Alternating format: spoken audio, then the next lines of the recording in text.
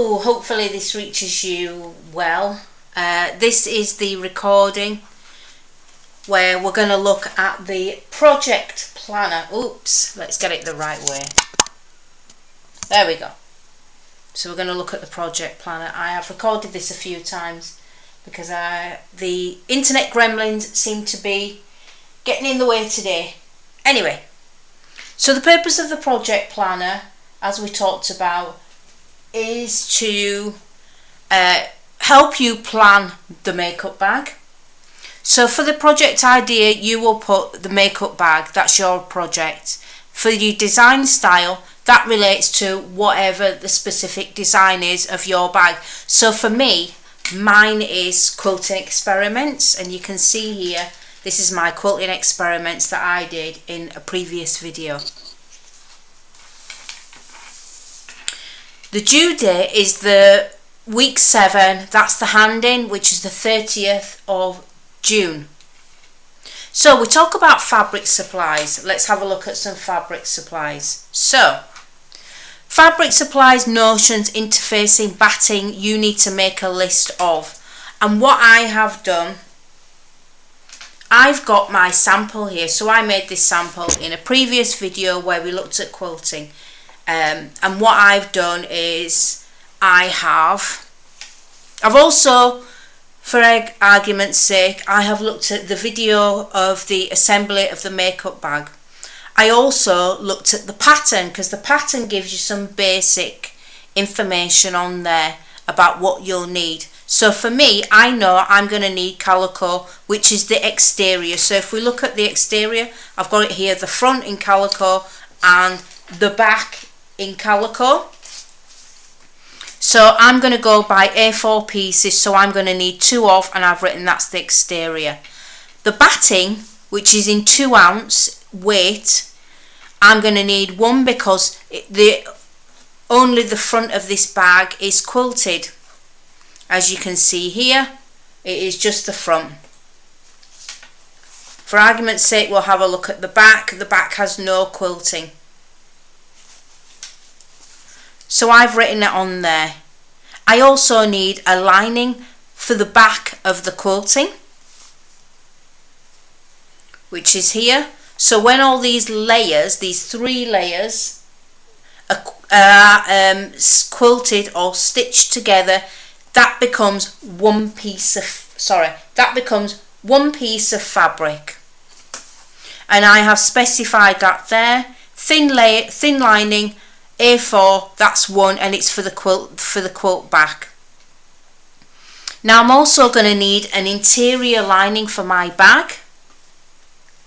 If we have a think about it, so if we open our bag, you can see the interior lining. We talked about this Clark & Clark fabric. Let's close the bag back.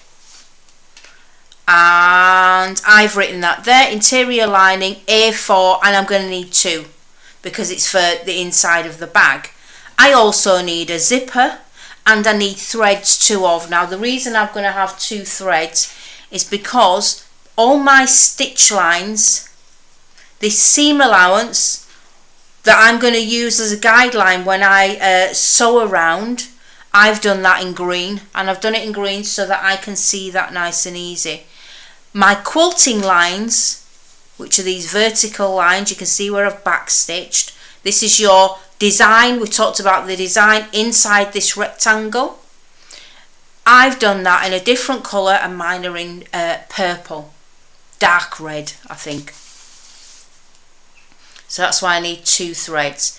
I also put that I need the pattern, which is obvious. I need the instructions. I'm going to need tailor chalk to draw out my lines, and I'm going to need a ruler as well. And then what I also focused on, so this is here, like I say, to help you. It will just give you a bit of direction when you're making the bag. So for me, I went through the steps of how to quilt the front of this bag. That's the planning notes for the design. So if you think about it, I drew the stitch lines. So we look at this one, drew all the stitch lines, You can see there where the pencil mark is. You'll use tailor's chalk, or if you've got a disappearing pen, you'll use that. You'll draw your lines, which is there. And then I also drew my stitch lines on the, I did it on the calico, I did it on the front, just so I knew where they were.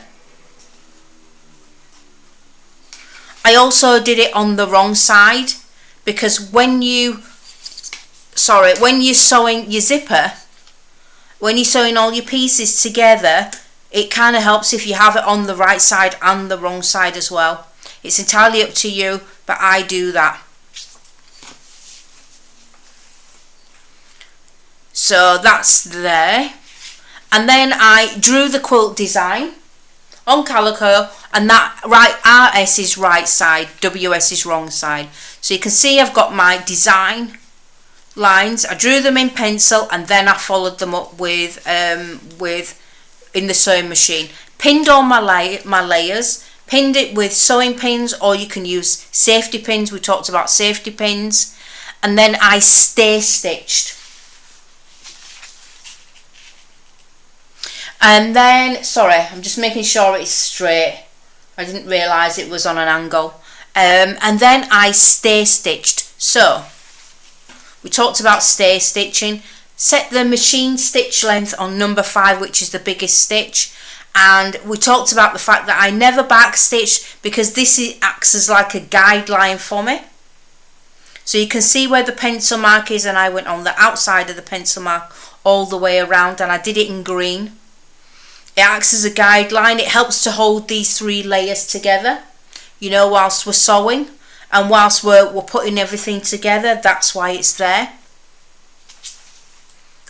And I've put it's on number 5, and I've put it's in green, and I've reminded myself I'm not going to back stitch, and I've reminded myself that it's going to be all the seam allowance, missing an L, and it's on calico.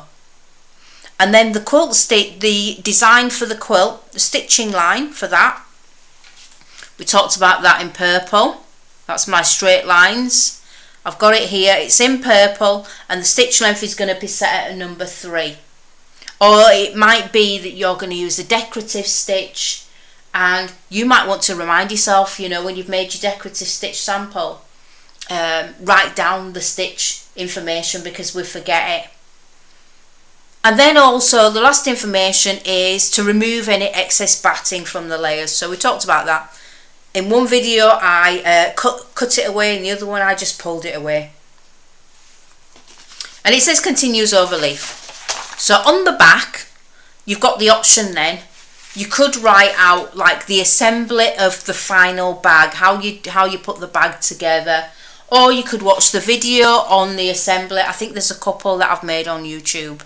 But yeah, you've got the option. You can write that on the back here, or any other information.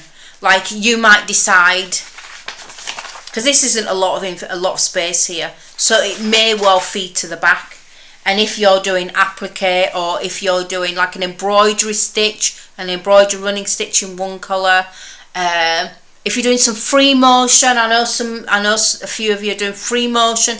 There could be a few different colours that you're adding, and you're going to want to add the direction of how you do it. You know, on here you might want to look at like the stitch length, the settings. You're going to add that on here. You might have a sample of the free motion, you know, that you're going to stick on here as well, just as a reminder.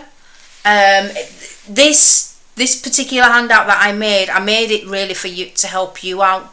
So there is no right and wrong way with this. It is entirely up to you, because you're going to use this handout mainly. The only information I'm going to take off is the calico, any batting and any lining, and that's it. Everything else really is down to you. So use it as much as you can. And because like I say, when you buy a pattern from the sewing studio, when you buy a commercial pattern, all this information is done for you. But when you design your own things, you have to learn to sort of do this for yourself. So if I were you, use the project planner, and then make sure you send it to me Sunday night at the latest if possible. It'll give me some time to cut the fabrics. Please don't send me it Monday afternoon, because once I get to Helston, I find the signal's no good, and I don't tend to get any emails. Okay, so I hope this video was useful for you. I'm going to upload it and I'll see you on Monday.